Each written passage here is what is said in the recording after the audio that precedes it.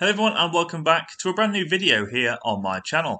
So in today's video guys, we're just going to be going over a few points for customization and what we'd like from the community for Forza to implement into their next game. Now obviously guys, this is a wish list and obviously it won't be the same for everyone. So if you do have anything different to add or want to add on to something mentioned in this video, please feel free to note it down there in the comments below and I'll be sure to get back to as many people as I can.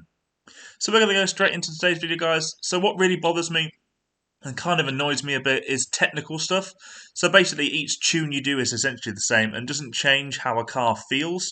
So these are just a little few things that I've seen from the community, and we're going to get straight down into it. So exhausts that actually change the behaviour of the car. So for example, a stock exhaust has no horsepower gain or loss and sounds exactly like a stock exhaust. Street exhaust with a bit more horsepower, a bit more sound, less power lag and a soft little burble. Performance exhaust, lots more horsepower if combined with, for example, an ECU tune, serious loud noises, and even less power lag due to back pressure and flames and burbles like crazy, which the others obviously shouldn't have.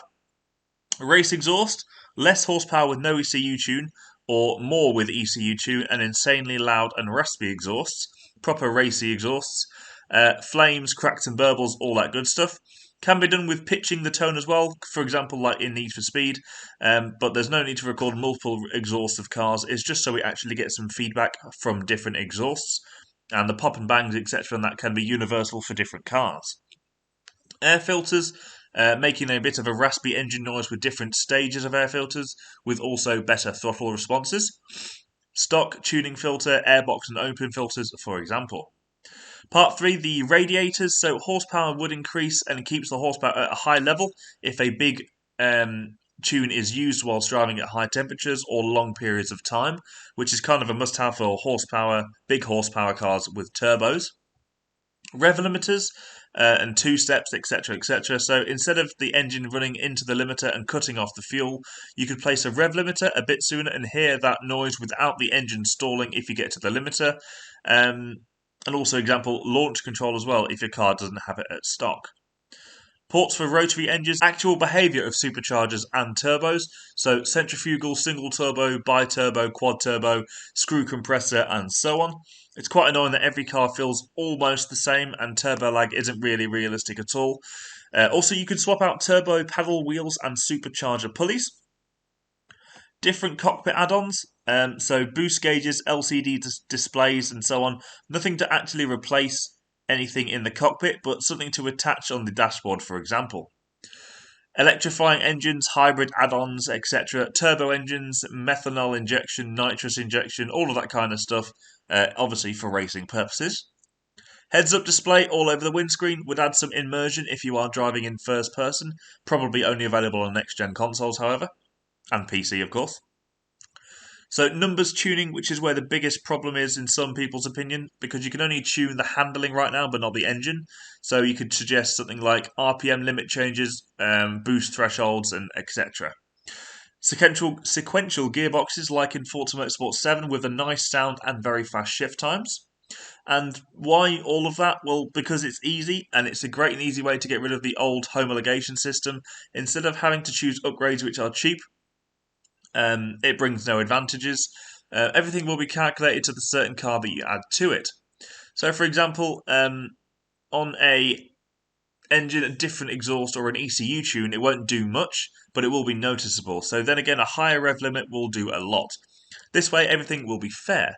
And I also suggest not simply base everything off points, but let a car make a virtual dyno run after each tune. This way the game can generate a semi-realistic horsepower output and take factors like overheating and stuff like that into consideration, and basing the car off those values.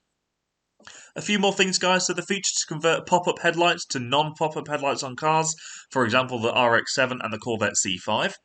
Real brand lettered tyres, for example BF Goodrich, Goodyear, Hoosier, Michelin, Pirelli, Toyo, Yokohama, etc. And white wall designs now be available for street, sport and race compound tyres. For the aero, you should be able to choose the front canard shape, size and the amounts of them as well. Some people want to be able to choose the splitter size, wing size and the type of wing, and the diffuser type and size as well. Tow hooks would like to see an unrestricted placement for where you can put the tow hook. Again, some would like to see the ability to change the type of tow hook and also the colour as well. For the bumpers, we should need more options for bumpers and also the option to remove the bumper fully, for example, making a drift build. Mufflers, allowing us to change the type of muffler and the size of the muffler as well as the placement of it. And for wheels, allowing custom tyre lettering and being able to paint the tyre lettering whatever colour we want, painting the brake calipers and to put rims from other cars onto this car. Other things as well would be allowing us to remove exterior badging and chrome or rubber trim on the car, or letting us paint over it at least to match it with the body colour. Tinting, changing, removing headlights and taillights, and for the design editor to paint over the windows, which is something that everyone's been asking for a long time, and for special colours to be available via the design editor. Final thing, guys, so the mod wishes for interiors would be custom seats, harnesses, different types of roll cages for weight reduction to visibility, remove things from the interior, ability to replace gauges on the dashboard, and for custom shift gear knobs, steering wheels, and handbrakes. Obviously, those would be relevant for those driving in first-person mode. But that's everything for me in today's video, guys. Let me know again down there in the comments below if you have anything else to add. If you want to add on something else mentioned in this video, please feel free to do so. You are all entitled to your own opinion. But like I said, guys, that is it for me in today's video. I did hope you enjoy it. If you did, please like, comment, and subscribe. And I will see you over in my next video, guys. So I'd like to thank you for watching, and I'll see you in my next one. Bye-bye.